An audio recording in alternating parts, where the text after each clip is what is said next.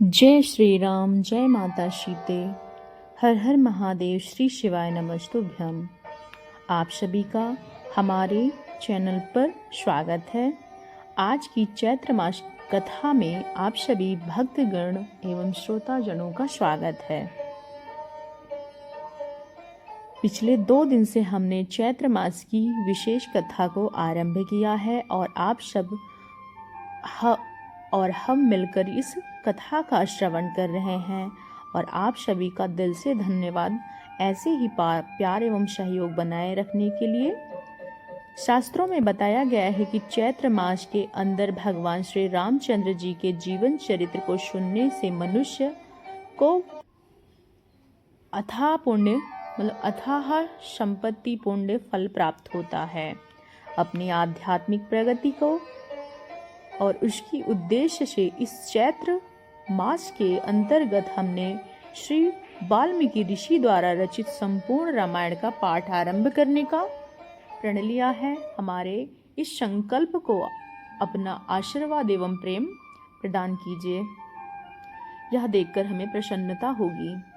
और अब हम कथा श्रृंखला को आगे बढ़ाते हैं और श्रवण करते हैं चैत्र मास की कथा। श्रीमद् वाल्मीकि ऋषि द्वारा रचित रामायण में पहला जो कांड आता है वह है बालकांड। और बालकांड के अंतर्गत प्रथम सर्ग, जिसमें स्वयं नारद मुनि वाल्मीकि ऋषि के संक्षेप से सबसे पहले श्री रामचरित्र सुना रहे हैं। तो चलिए आरंभ करते हैं बालकांड की यह विशेष कथा। श्रेष्ठ मुनि नारद जी से कहा, मुनि, इस संसार में गुणवान, वीरवान, धर्मज्ञ, उपकार मानने वाला, सत्य वक्ता और दृढ़ प्रतिज्ञ कौन है?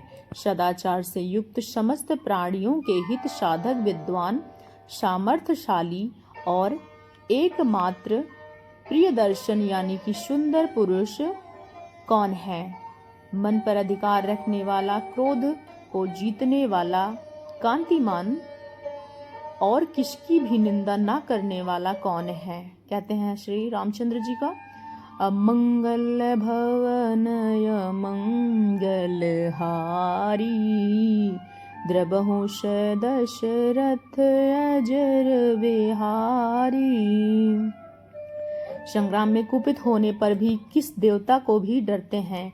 हे महर्षि, यह सुनना चाहता हूँ, इसके लिए मुझे बड़ी उत्सुकता होगी और आप समर्थ हैं। वाल्मीकि से ऐसे वचन सुनकर तीनों लोकों का ज्ञान रखने वाले महर्षि नारद मुनि ने कहा, हे ऋषिवर, ध्यान से सुनिए। आपने जिन बहुत से दुर्लभ गुणों का वर्णन किया है, उससे युक्त पुरुष को विचार करके कहता हूँ। ऐसे पुरुष जो लोग राम नाम से विख्यात हैं, वो मन के वश में रखने वाले, महाबलवान, कांतिमान, धैर्यवान और जितेंद्रिय हैं। वो बुद्धिमान, नितज्ञ, वक्ता, शोभायमान और शत्रु संहारक हैं। उनके कंधे मोटे और भुजाएं बड़ी हैं। ग्रीवा शंख के समान और ढोड़ी मासल से पुष्ट है। उनकी छाती चौड़ी और धनुष बड़ा है। गले के नीचे हड्डियां मांस से छिपी हुई हैं। वो शत्रुओं के दमन करने वाले हैं। भुजाएं, घुटने तथा लंबी मस्तक सुंदर और ललाट भव्य हैं। उनकी चाल मनोहर है। उनका शरीर अधिक ऊंचा या छोटा ना होकर मध्यम और सुडौल है। वे बड़े प्रतापी और वक्षस्थल भरा हुआ है। उनकी आंखें बड़ी बड़ी और शोभायमान हैं। वो धर्म के ज्ञाता, सत्य प्रतिज्ञा और प्रजा के हित साधक रहने वाले हैं। वो यशस्वी, ज्ञानी, पवित्र, जितेंद्रियों को वन में मन एकाग्र रखने वाले हैं। जैसे नदियां समुद्र से मिलती हैं, उन्हीं प्रकार सदा राम से साधु पुरुष मिलते रहते हैं। वे आर्य एवं सब समान भाव रखने वाले हैं। उनका दर्शन सदा ही प्रिय मालूम होता है। वो सर्वधर्म और स्वजनों का पालक, वेद वेदांगों में तद्वेदा और धनुर्विद्या में प्रवीण हैं। वे अखिल शास्त्रों से स्मरण शक्ति हैं। युक्त प्रतिभा संपन्न, संपूर्ण गुणों से युक्त हैं। वो श्री रामचंद्र जी, जिनकी माता कौशल्या के आनंद को बढ़ाने वाले हैं। गंभीरता से समुद्र और धैर्य में विशाल समान है। वो विष्णु भगवान के समान बलवान है। उनका दर्शन चंद्रमा के समान मनोहर प्रतीत होता है।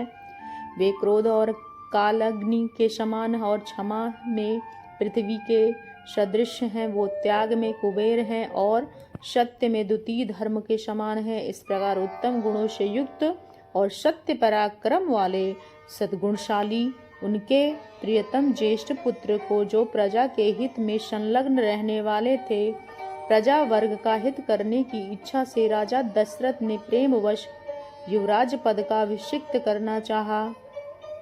तत्पश्चात राम ने राज्याभिषेक की तैयारियां देखकर रानी कैकेयी ने जिससे पहले ही वर दिया जा चुका था, वह राजा से वर मांगा कि राम का वनवास और भरत का राज्याभिषेक हो। राजा दशरथ के सत्य वचन के कारण धर्म बंधन में बंधकर अपने प्रिय पुत्र राम को वनवास दे दिया। कैकेयी का प्रिय करने के लिए पिता की आज्ञा के अनुसार लक्ष्मण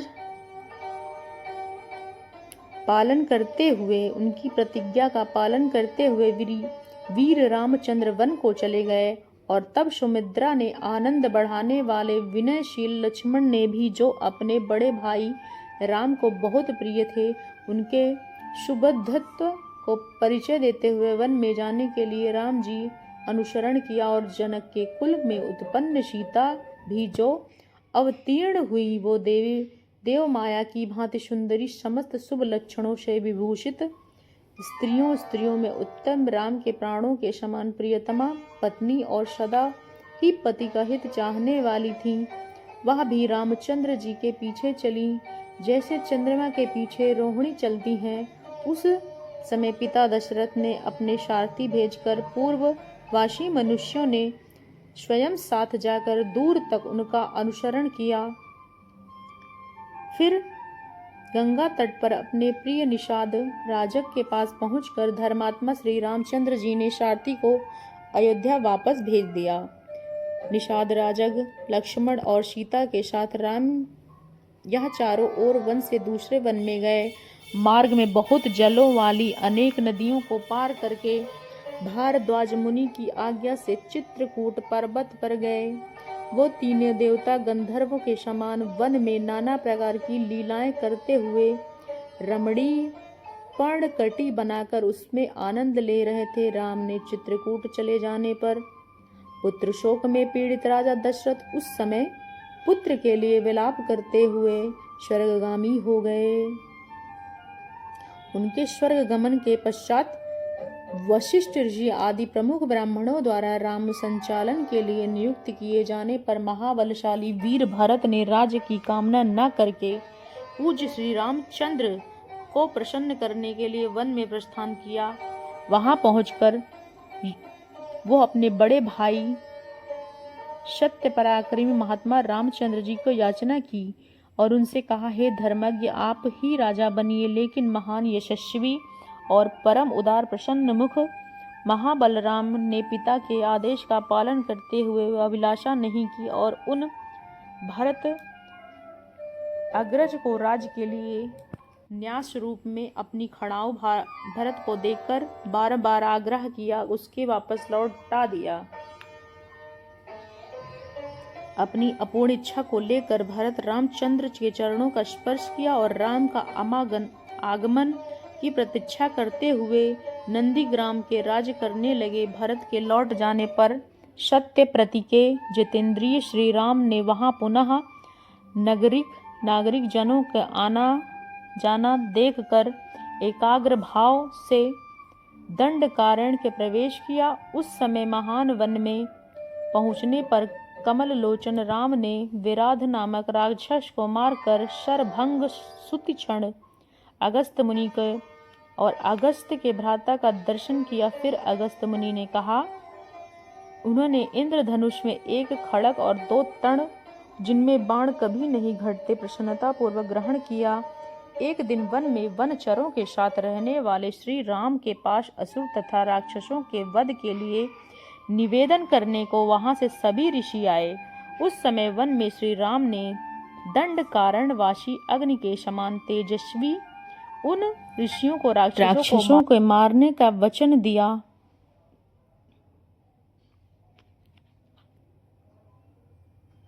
और फिर संग्राम में उनके वध की प्रतिज्ञा की। और उसके बाद आती है शूर्पणखा। और तत्पश्चात क्या हुआ हम सुनेंगे हमारी इसी चैत्र मास की अगली श्रृंखला की कड़ी में। लेकिन ध्यान देने वाली बात यह है कि नारद मुनि द्वारा वाल्मीकि ऋषि को बताई जा रही संक्षिप्त रामायण संपूर्ण विस्तृत रामायण का पाठ इसके बाद आरंभ होगा। तो इसलिए यह न सो कि रामायण बहुत जल्दी समाप्त हो रही है। इसी के साथ आज की इस चैत्र मास कथा को यहीं पर विराम देंगे और हम आपसे मिलेंगे कल प्रातःकाल की अगली कड़ी के साथ पुनः अपने चैनल पर। अगर आप लोग चैनल पर नए हैं तो चैनल को सब्सक्राइब करते हुए जाइएगा, बेल आइकन को प्रेस कीजिएगा ताकि आने वाली समस्त अपडेट आप तक पहुंचते रहें। राजा रामचंद्र जी की कृपा, माता सीता की कृपा आपके जीवन में सदा सदा ही बनी रहे। इसी आशा के साथ हम वीडियो को यहीं पर समाप्त करते हैं। जय श्री राम, जय माता सीता। सो तुम